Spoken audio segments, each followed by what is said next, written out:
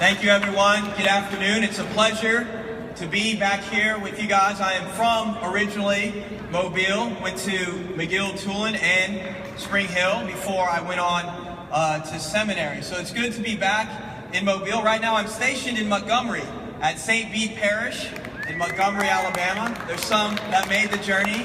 Thank you guys for being here with us today. But you know, I think it's quite appropriate that we kind of have our last speakers come here and speak to you guys about vocations. Because that's what this whole conference, that's what we're all kind of trying to point to, right? We all came here to listen to great speakers from around the country to help us to get closer to Jesus Christ, to help us to get closer to God. And you know, part of getting closer to God is listening to what He wants us to do in life, trying to find out what our call is. And that's exactly what the vocation is. It's answering that call that Jesus gives each and every one of us and continues to sustain us in. So today we've assembled a super team of sorts to come and speak to us about vocation. Each one of us represents a different type of vocation. Mine is obvious. I represent the vocation to the priesthood. We also have Kara Davis here, who's a postulant for the Daughters of Charity. She represents the religious vocation. Mr. Justin Costanza here is a married man, so he'll represent the married life. And then I have Coach Joe Aaronsberg. We also know him as Dad.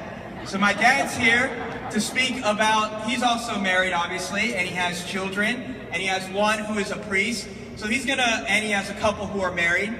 So he's gonna try to kind of wrap it all up and give his agely wisdom to speak about raising a family and vocation. Yeah, I just said that, and he's right there.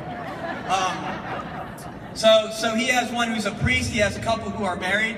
And you know, quite honestly, I was thinking about a religious vocation for a time. I was in Hawaii doing a family reunion and a wedding. And I had told the Archbishop that I wanted a 3-month exploratory missionary experience, so I could just see if it's needed over in Hawaii. So I've asked the Archbishop. I think he still needs some time getting back to me, but I think maybe I have a chance of doing that. But anyway, I am a priest, and my priestly vocation just didn't arrive overnight. It took some time, took some years for me to actually answer that call.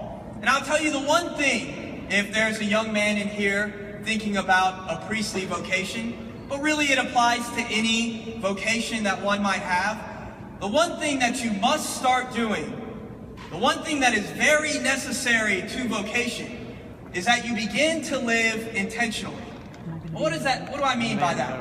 Well, I mean, just quite frankly, you can't float through life. And you have to be thinking about the decisions that you make, how those decisions impact you on a small level and on a great level. What are the things that you are doing? Are they getting you closer to God, or are they moving you further away from God? That's what I'm talking about, living intentionally. It's such a necessary ingredient if one is to ever find out what their vocation is.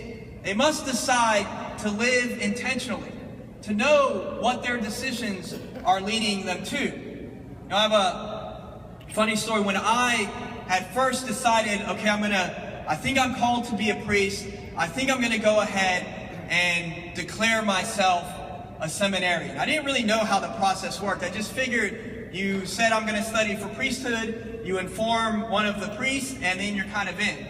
So I was kind of going around saying, yeah, you know, I think I'm gonna go to seminary, I'm gonna do that. At the time, I was helping out McGill's football team, just doing their film work, just kind of doing whatever they needed me to do. And the coach there, Coach Steve Savarese, he calls me into his office one day, and he says, you know, Pat, I think I've been hearing that you're thinking about going into seminary.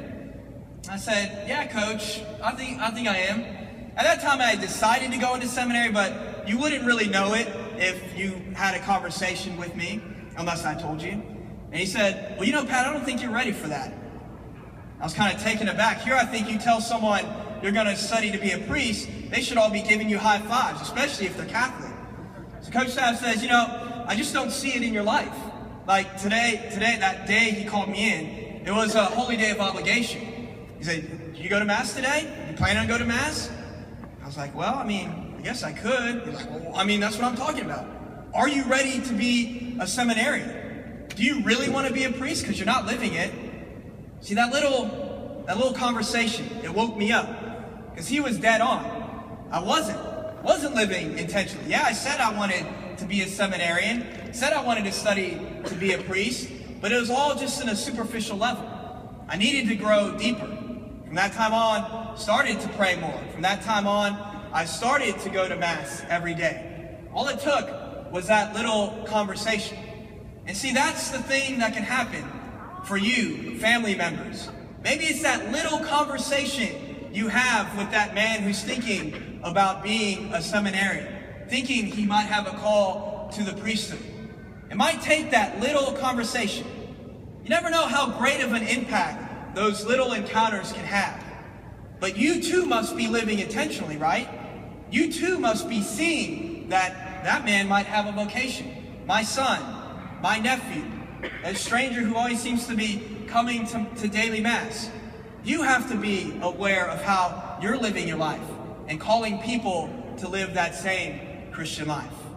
But as you see, we have 4 people here. I've spoken quite enough, so I'm going to turn it over to Miss Kara Davis, and she's going to continue sort of this path of vocation, explaining her very own vocation as well.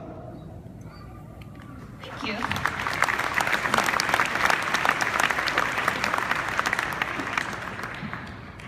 Put it in there so I can use my hands.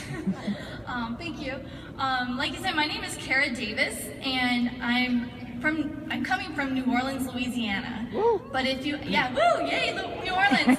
But unfortunately, I'm not really from there. So if you ask me what high school I went to, I don't really have an answer for you there. But I've been there for a year. Last year as a pre-postulant with the Daughters of Charity.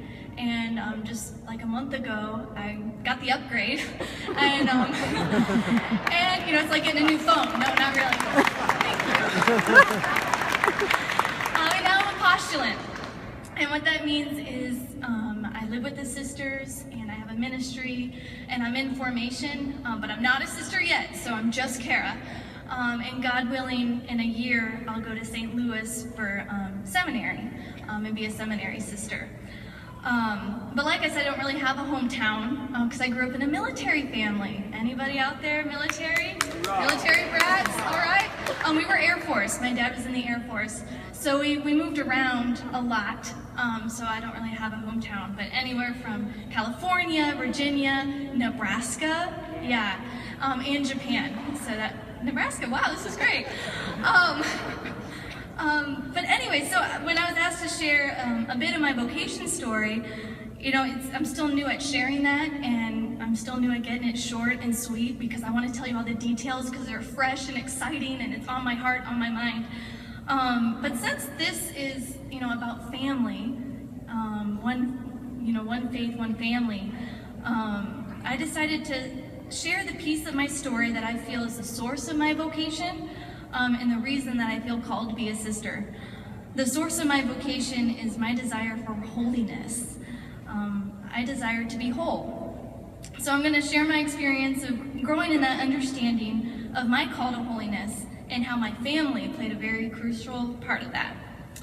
So when I was in 2nd grade, we were living in Bellevue, Nebraska at Offutt Air Force Base. Yeah, okay. And I was in 2nd grade at St. Mary's Catholic School, and we were asked to write a report about a saint. And I can't tell you who I chose to write my report about, but I had a dilemma because I was reading about all these holy men and women, and we had our spelling test on homophones. And if you remember anything about homophones, you know that these words sound the same. They might look the same, but they have different meanings. And we talked about whole and whole. You know, so you have H-O-L-E, which is a hole you dig in the ground, right? Then you have W-H-O-L-E, which is to be complete. And here I am, this young kid, and I'm, you know, reading, and I'm like, these are holy men and women. They're not in a hole, they're whole, they're complete, they're like saints. I think that they should be spelled with a W. So I wrote my entire report, and I intentionally wrote about the Holy Spirit, W-H-O-L-E-Y, and these holy men and women, W-H-O-L-E-Y. And of course, my teacher circled every single misspelling, and she asked me to rewrite the report. And so I did without the W. But in my heart, I was like, this makes sense. Why aren't we doing it this way? Because I was that rebellious. You know, when you think of a rebellious child, you don't think about them correcting how to spell holiness. But I was that girl. That's my story. So, as a kid, I was already intrigued by my faith. But at the time, of course, I didn't know I was longing for holiness. I didn't know that I was longing to be whole. I mean, I was playing Barbies every weekend and listening to NSYNC and the Backstreet Boys, you know, like, but something about that I just remember. And now I sit back and I wonder, where did all that come from? And, you know, when I ask my parents about it, they're like, oh, it was God. It was God, Kara, because they're just so like that. They're just wonderful people. But I've decided that it was through them as my teachers of faith. They were my witnesses of what it means to be holy and to be loved. And it was through their love that I was introduced to God's love. So about my family, we were pretty typical. Mom, dad, 2 girls, 2 boys, and a dog. And every Sunday we went to church as a family, and we left the dog at home. And, you know, my parents were super involved in the parish. You know, we were all altar servers, and we went to youth group and all that. But don't let me fool you. We also operated under what I call the donut doctrine. And what this means is if you could hold it together the entire Mass, I'm talking from the priest walking in and leaving without misbehaving, you could get a donut after Mass. Anybody else do that? Yes. And let me tell you, Our Father was the hardest part of Mass because we held hands at that time, and if you could make it through the Our Father without karate chopping your brother, you get a donut. So that's kind of the story of my family at Mass and what that was like. One of my brothers never got a donut. And I'll talk about him later. He's with the Dominican Friars. So, you never know. But even as a kid, you know, even if as a kid, I didn't know, you know, we were just showing up to get a donut, and that was my understanding of what Mass was. But my parents placed church as such a priority, and they taught me that just showing up is the first step. And if I can make it a priority to show up every Sunday, then God can work with that. So eventually I left my super Catholic household and I went to college. I went to Eastern Illinois University, and I studied speech pathology. And I was there for 6 years, undergrad and master's program. And when I was first looking at colleges, I wanted to go to a Catholic university. I thought having the name Catholic was important because being Catholic was such an important part of my identity. But then I visited EIU and I saw their Newman Catholic Center and they had a bus. And I was like, whoa, they have a bus. That means they must do stuff. And so my mom's like, you know, Kara, do you want to go in and meet the priest and see the chapel? And I was like, no, Ma, they got a bus. I can work with this. And so, you know, 6 years later, you know, I was there the whole time and was super involved in the Newman community. Anything from going on retreats, leading pilgrimages, to the March for Life, being on the leadership team. We even put on a play about the Society of St. Vincent de Paul, and I got to be a daughter of charity. This is before the whole, like, serious discernment thing. But I had that cornet, and it was made out of paper clips, wire, and felt. It was so great. And then I met the real daughters, and I was like, oh dear. Oh, you don't want to see me, you know, a few years ago.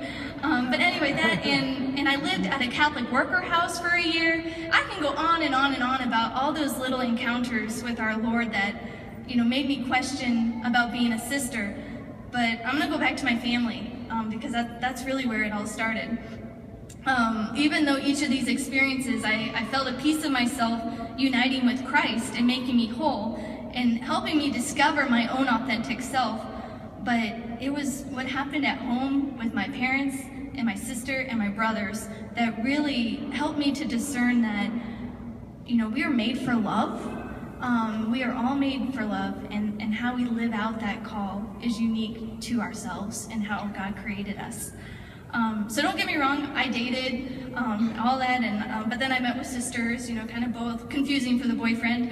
And then I lived at the Catholic Worker House, and I encountered Christ in the face of the women and the children who lived there. And then I came to understand that God made me with a great capacity for love, and I felt that I was called to share that love as a consecrated woman, as a servant of the poor, and God willing, as a daughter of charity. So here's a message. I have a message for parents and for kids. And parents, remember, you are also kids. You are sons and daughters too, so you get double. Parents, pray with your kids and for your kids. I know you probably all do that, but I want to share my experience with that. As a kid, I knew my parents prayed, but I didn't know how much they prayed. And then I met my brother, and I was like, this is why you pray. But as an adult, now I have this relationship with my parents where, aside from the whole, hey, mom and dad, I want to be a sister, but before that, sharing their prayers with me and letting them know that they're praying for me, letting me know that they're praying for me. My mom still she writes me little notes and puts a stamp on it and says, hey, Kara, I prayed for you today. Hope you're having a good day. And I get that in the mail on a day where I really need it. Sure, she could text it or Facebook me or call me. Who does that? But she sends it in the mail, and that's just something little that my mom does that means a lot. That I know she's praying for me because she tells me. And another thing is pray with each other. Parents, mom and dad, pray with each other. I didn't think my dad prayed until I saw them together praying. And when I was home for break a few years ago, I was looking for a pen or something, and I went in their room, and I saw on either side of their bed, they had this book, and it said, Prayers for Vocations. And at that point, I was really seriously discerning being a sister. And I should also add that my brother, one of my brothers was finishing college seminary, and my other had just come out that he felt called to go to seminary. And here I see these books on the side of their bed, and I was like, what are you doing? You're praying for all of us to leave you. And later, I found out those prayers for vocations are all vocations, and for all people, Kara, it's not about you always, and everything. But anyway, I just think about that sometimes, about our family. 3 out of 4 of the kids feel called to a religious or a priestly vocation. How does that happen? What is that? This isn't our family. We were karate chopping in the pews at Mass. And for some reason, we feel called, and we're doing our best to answer that call. And so I pray about that, and I think about that, and I think about why. And my parents would say, well, it's God, Kara. It's God. I'm like, yes. And they're right. But my parents, they were the ones who taught us how to pray. They were the ones who saturated us with their own love just to give us a piece of God's love and what that feels like.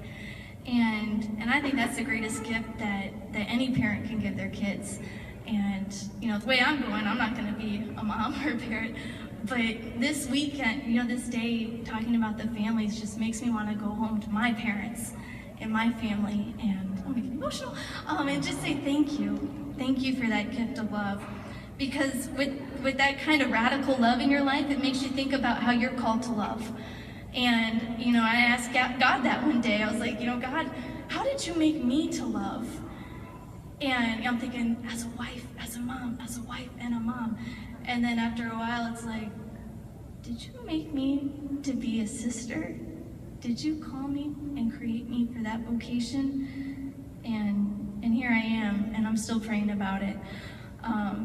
But anyway, so parents, if you struggle to make it through the Our Father with your kids at Mass, just think. One of them could be a Dominican novice, one could be a seminarian, and one could be a postulant. So there's hope. Keep praying. And finally, kids, sons and daughters. So that's like everybody. When I say kids, I just mean like you have parents. Remember that you are beloved. You are the beloved sons and daughters of your parents and God. So be loved. Open your hearts to God's love, and He's going to take it from there.